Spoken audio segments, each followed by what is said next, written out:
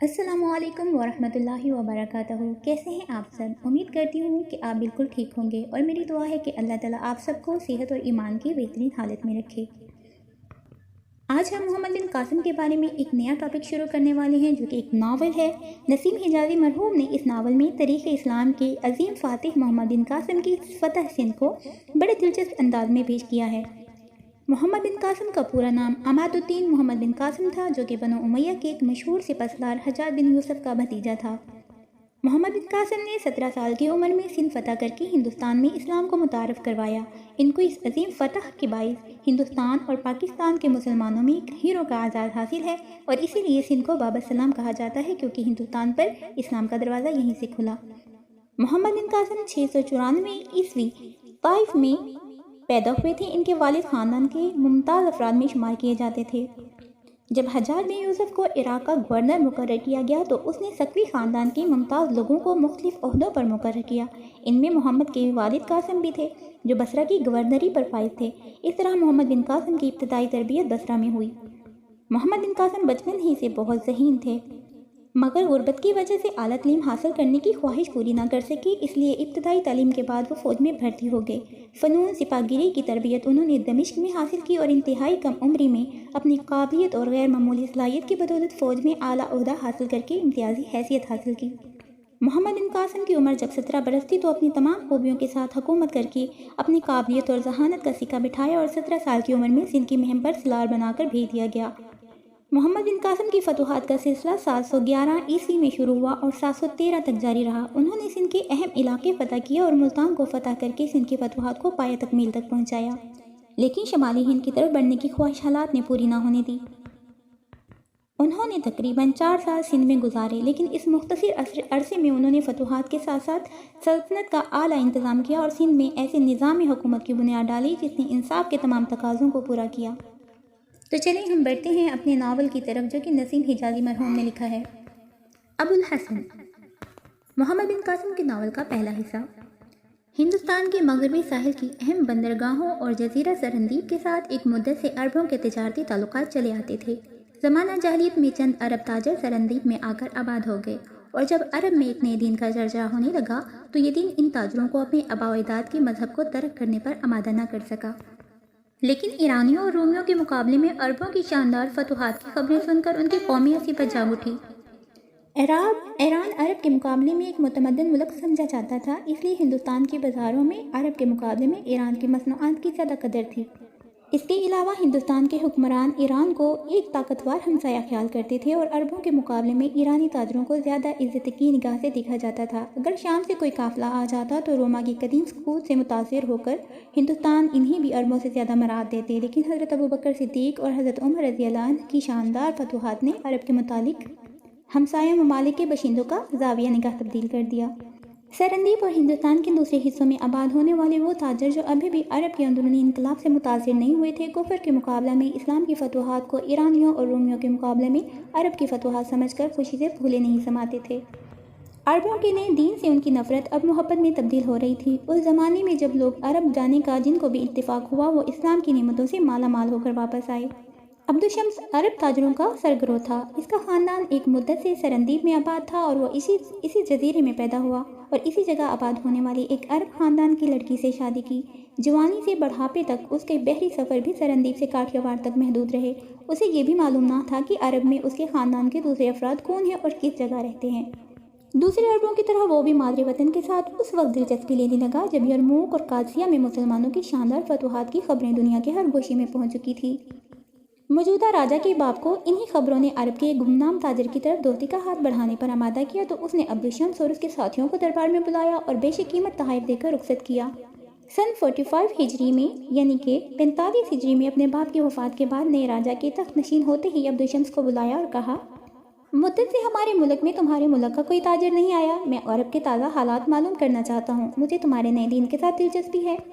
اگر تم وہاں جانا پسند کرو تو میں تمہارے لیے ہر سہولت مہیا کرنے کے لیے تیار ہوں۔ عبدالشمس نے جواب دیا، آپ کے منہ سے میرے دل کی دبی ہوئی آواز نکلی ہے، میں جانے کے لیے تیار ہوں۔ 5 عرب تاجروں کی سوا باقی سب عبدالشمس کا ساتھ دینے کے لیے تیار ہو گئے۔ 10 دن بعد بندرگاہ پر ایک جہاز کھڑا تھا اور عرب اپنے بال بچوں سے رخصت ہو رہے تھے۔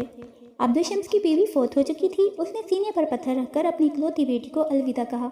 उस लड़की का नाम सलमा था। शहर में कोई शख्स ऐसा ना था जो इसे निस्वानी हुस्न का बुलंद तरीन मयार तस्वर ना करता हो। शाहसवार इसे तंदुसर के घोड़ों को दौड़ाते और बेहतरीन तराक इसे खौफनाक आबशारों में कूदते और मछली की तरह समुद्र में तैरते देखकर दम खुद रह जाते थे। अब्दुल शम्स की रवानगी के 20 दिन बाद काठियावाड़ के ताजरों का एक जहाज़ बंदरगाह पर रुका और अब्दुल शम्स और इसके 2 साथियों ने उतरकर यह खबर सुनाई कि उनका जहाज़ और दूसरे साथी समुद्र की लहरों का शिकार हो चुके हैं और अगर काठियावाड़ के ताजरों का जहाज़ वक्त पर ना पहुंचता तो वह चंद साथ में पानी में हाथ पांव मारते हुए डूब जाते। राजा ने इस हादसे की खबर निहायत अफसोस के साथ सुनी। सिंधी ताजरों के सरदार का नाम दलीप सिंह था। राजा ने उसे दरबार में बुलाया और 3 अरबों की जान बचाने के अवध इसे 3 हाथी इनाम दिए। राजा को मेहरबान देखकर दलीप सिंह और इसके साथियों ने वहां आबाद होने का ख्याल जाहिर किया। राजा ने खुशी से इनकी ये दरख्वास्त मंजूर की और शाही खजाने से उनके लिए मकान तमीर करवा दिए। चंद साल की वफादाराना खिदमत के बाद दलीप सिंह राजा के बहरी बेड़े का अफसर आला बना दिया गया।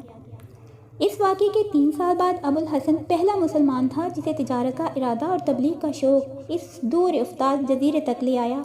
कई हफ्तों के सफ़र के बाद वे एक सुबह अबुल हसन और इसके साथी जहाज़ पर खड़े सरंदीप के सरसब्ज़ साहिल की तरफ देख रहे थे। बंदरगाह के करीब मर्द, औरतें और बच्चे कश्तियों पर सवार होकर और चंद तैरते हुए लोग जहाज़ के इस्तकबाल को निकले। एक कश्ती पर अबुल हसन को जजीरे की सियाफ़ाम और नीम उरिया औरतों के दरमियान एक अजनबी सूरत दिखाई दी। उसका रंग सुर्ख और सफ़ेद और शक्ल सूरत जजीरे के बाशिंदों से बहुत मुख्तलिफ थी।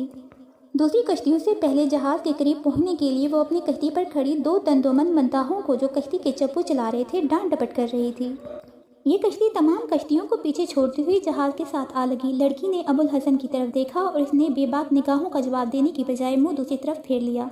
अबुल हसन के साथियों को भी औरतों का नीम और या लिबास पसंद न आया। हसीन लड़की ने जहाज़ वालों की बेअतनाई को अपनी तौहीन समझते हुए सर अंदीवी ज़ुबान में कुछ कहा, लेकिन जहाज़ पर से कोई जवाब न आया। अचानक अबुल हसन ने किसी की चीख और पुकार सुनकर नीचे देखा। कश्ती से 8-10 गज के फासले पर वही खूबसूरत लड़की पानी में गोते खा रही थी और कश्ती वाले इसकी चीखों पुकार के बावजूद सख्त बेअदनाई से इसकी तरफ देख रहे थे। अबुल हसन ने पहले रस्सी की सीढ़ी फेंकी, लेकिन जब इस बात का उसे यकीन हो गया कि लड़की के हाथ पांव जवाब दे रहे हैं और वो सीढ़ी तक नहीं पहुंच सकती तो वह कपड़ों समेत समुद्र में कूद पड़ा। लेकिन लड़की अचानक पानी में गायब हो गई और वह परेशान होकर इधर उधर देखने लगा। इतनी देर में बहुत सी कश्तियाँ जहाज़ के गिर्द जमा हो चुकी थीं और जजीरे के बाशिंदे कहके लगा रहे थे। अबुल हसन ने 3 मरतबा गोता लगाने के बाद दिल बर्दाश्ता होकर सीढ़ी की रस्सी पकड़ ली और वो जहाज़ पर चढ़ने का इरादा कर रहा था कि ऊपर से उसका साथी चिल्लाने लगा, वो इधर है, जहाज़ की दूसरी तरफ, वो डूब रही है, शायद किसी मछली ने उसे पकड़ रखा है। मुकामी मर्दों और औरतों ने फिर कहका लगाया। अबुल हसन लड़की की जहाज़ की दूसरी तरफ पहुंचने की वजह ना समझ सका। तशवीश और हैरानी के मिले जुले जज्बात के साथ उसने जल्द ही फिर गोता लगाया और जहाज़ के नीचे से गुजरता हुआ दूसरी तरफ पहुंच गया। वहाँ कोई ना था, ऊपर से उसका वही साथी शोर मचा रहा था। वो डूब गई, उसे मछली निकल गई। अबुल हसन मायूस होकर फिर दूसरी तरफ पहुंचा। इस दफ़ा लोगों की कहकों में इसके साथी भी शरीक थे और एक अरब ने कहा, आप आ जाइए, वो आपसे बेहतर तैर सकती है। अबुल हसन ने खसियाना होकर सीढ़ी पकड़ ली, लेकिन अभी एक ही पांव ऊपर रखा था कि किसी ने उसकी टांग पकड़कर पानी में गिरा दिया। उसने संभल कर इधर उधर देखा तो वो लड़की तेजी से सीढ़ी पर चढ़ रही थी। अबुल हसन जहाज़ पर पहुंचा तो इसके साथी परेशान होकर जजीरे की लड़की के कहके सुन रहे थे। लड़की ने अबुल हसन की तरफ देखकर अरबी में ज़ुबान में पूछा, मुझे आपके भीग जाने का बहुत अफसोस है। लड़की के मुंह से अरबी के अल्फाज सुनकर सबकी निगाहें उस पर जमकर रह गईं। अबुल हसन ने पूछा, क्या तुम अरब हो? लड़की ने एक तरफ सर झुकाकर दोनों हाथों से अपने सर के पानी को निचोड़ते हुए जवाब दिया, हाँ मैं अरब हूँ। एक मुद्दत से हम अरबों के जहाज़ की राह देखा करते थे। मैं आपको खुशामदीद कहती हूँ। आप क्या माल लाए हैं? एक अरब लड़की को इस लिबास में देखना अबुल हसन और इसके साथियों के लिए नाकाबिले बर्दाश्त था। वो परेशान होकर एक दूसरे की तरफ देख रहे थे। लड़की ने अपने सवाल का जवाब ना पाकर फिर पूछा, मैं पूछती हूँ, आप क्या माल लाए हैं? आप हैरान क्यों हैं? क्या अरब औरतें तैरना नहीं जानती? आप क्या सोच रहे हैं? अच्छा मैं खुद देख लेती हूँ। अबुल हसन ने कहा, ठहरो, हम घोड़े लाए हैं, मैं तुम्हें खुद दिखाता हूँ। लेकिन मैं हैरान हूँ कि इस जजीरे के अरब अभी तक ज़माना जहलियत की अरबों से बदतर ज़िंदगी बसर कर रहे हैं। क्या इन्हें इंसानों का सा लिबास पहनना और मर्दों से हया करना किसी ने नहीं सिखाया? लड़की का चेहरा गुस्से से सुर्ख हो गया। उसने जवाब दिया, क्या ये इंसानों का लिबास नहीं है? नहीं, मालूम होता है तुम्हारे घर में अभी तक इस्लाम की रोशनी नहीं आई। ये कहकर अबुल हसन ने एक जब्बा उठाया और लड़की के कंधों पर डालकर बोला, अब तुम हमारा जहाज़ देख सकती हो। लड़की ने अबुल हसन के अल्फाज से ज़्यादा उसकी शख्सियत से मरगूब होकर अपने उंगलियों और बाजों और पिंडलियों को जब्बे में छुपा लिया। अबुल हसन की पूंजी 50 अरबी घोड़े थे। लड़की ने एक के बाद दीगरे तमाम घोड़ों का मुआयना किया और एक घोड़े की पीठ पर हाथ रखकर बोली, मैं ये खरीदूंगी, इसकी क्या कीमत है? अबुल हसन ने कहा, तुम में अभी भी अरबों की एक खसूसियत बाकी है, यही घोड़ा इन सब से बेहतरीन है, लेकिन तुम ना इसकी कीमत अदा कर सकोगी और ना ये औरतों की सवारी के काबिल है। ये जिस कदर खूबसूरत और तेज़ रफ्तार है उसी कदर मुज़ोर भी है। लड़की ने इस जवाब पर मुस्कुरा दिया, खैर देखा जाएगा, आपने जहाज़ इतनी दूर क्यों ठहरा लिया? अबुल हसन ने जवाब दिया, मैं इस मुल्क की हुकूमत से इजाज़त लेना ज़रूरी ख्याल करता हूँ। लड़की ने कहा, सरंदीप का राजा एक मुद्दत से अरबों के जहाज़ का इंतज़ार कर रहा है, जहाज़ किनारे पर ले चलिए। लीजिए। राजा के अमीर अल बहर खुद ही पहुंच गए। दलीप सिंह अब्दुशम्स से गहरे ताल्लुकात की बदौलत अरबी में अच्छी खासी इस्तेदाद पैदा कर चुका था। उसने जहाज़ पर चढ़ते ही अरबी ज़ुबान में कहा, आपने जहाज़ इतनी दूर क्यों ठहरा लिया? अबुल हसन की बजाय लड़की ने जवाब दिया, इनका ख्याल था कि शायद जहाज़ को बंदरगाह पर लगाने से पहले राजा से इजाज़त हासिल करना ज़रूरी है। दलीप सिंह ने जवाब दिया, महाराज आपको देखकर बहुत खुश होंगे। लड़की ने कहा, मैं जाती हूँ, लेकिन इस बात का ख्याल रहे कि वो सफ़ेद घोड़ा मेरा है और मैं इसकी मुंह मांगे दाम दूंगी। ये कहकर लड़की ने जबा उतार कर एक अरब के कंधों पर फेंक दिया और भागकर समुद्र में छलांग लगा दी। अब्दुशम्स को अरबों के जहाज़ की आमद की इत्तला मिल चुकी थी। उसने शहर के चंद मुअज़्ज़िज़ीन के साथ अबुल हसन और इसके साथियों का इस्तकबाल किया। इन्हें अपने घर और इनके घोड़ों को अपने अस्तबल में जगह दी। आन की आन में 50 घोड़ों के कोई 200 खरीदार जमा हो गए और तमाम एक दूसरे से बढ़कर बोली लगाने लगे। दलीप सिंह ने मशवरा दिया कि राजा को दिखाए बगैर कोई घोड़ा फरोख्त ना किया जाए, मुमकिन है वो तमाम घोड़े खरीद लें। अब्दुशम्स ने दलीप सिंह की तायद की। अभी ये बातें हो ही रही थी कि राजा का एलची आया और उसने कहा, महाराज अरब ताजरों से मिलना और उनके घोड़े देखना चाहते हैं। दलीप सिंह ने एलची से कहा, तुम जाओ और महाराज से कहो कि हम अभी आते हैं। ये कहकर अबुल हसन से मुखातिब हुआ, एक घोड़ा शेख अब्दुशम्स की बेटी ने अपने लिए मुंतखब किया है, मेरा ख्याल है कि इसे यहीं रहने दिया जाए। अबुल हसन ने कहा, अगर शेख खुद इसे अपने लिए लेना चाहते हैं तो मुझे अज़र नहीं, लेकिन वो लड़कियों की सवारी के काबिल नहीं है, वो बहुत सरकश है।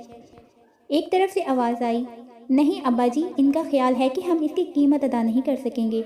अबुल हसन ने देखा वही लड़की जिसे इसने जहाज़ पर देखा था, एक हाथ में लगाम और दूसरे हाथ में चाबुक लिए खड़ी थी, लेकिन इस दफ़ा इसका लिबास अरब औरतों का सा था। अबुल हसन ने कदरे खफीफ होकर कहा, अगर मुझ पर एतबार नहीं आता तो तुम खुद देख लो, अगर तुम इसे लगाम भी दे दो तो हो सके तो ये तुम्हारा घोड़ा इनाम होगा।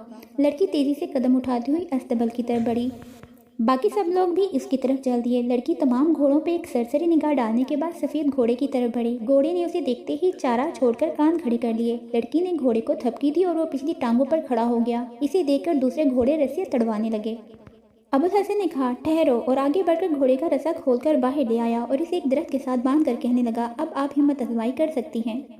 लड़की ने अचानक आगे बढ़कर एक हाथ से घोड़े का निचला जबड़ा पकड़ा और दूसरे हाथ से जख्मी दरिंदे की तरह तड़पते, उछलते और कूदते हुए जानवर के मुंह में लगाम ठोक दी। तमाशाइयों ने हैरत पर काबू भी ना पाया था कि उसने रस्सा खोला और घोड़े की पीठ पर सवार हो गई। घोड़ा चंद बार सीखपा होने के बाद छलंगे लगाता हुआ मकान से बाहर निकल गया। शेख अब्दुशम्स ने फ़खरी अंदाज में कहा, अरब के घोड़ों ने ऐसा घोड़ा पैदा ही नहीं किया जिस पर सलमा सवारी नहीं कर सकती हो। मुझे अफसोस है कि आप शर्त हार गए, लेकिन इत्मीनान रखिए, आपको इसकी पूरी कीमत अदा की जाएगी। अबुल हसन ने जवाब दिया, ये शर्त ना थी, इनाम था और इनाम की कीमत नहीं ली जाती। खुशकिस्मत है वो घोड़ा जिसे ऐसा सवार मिल जाए।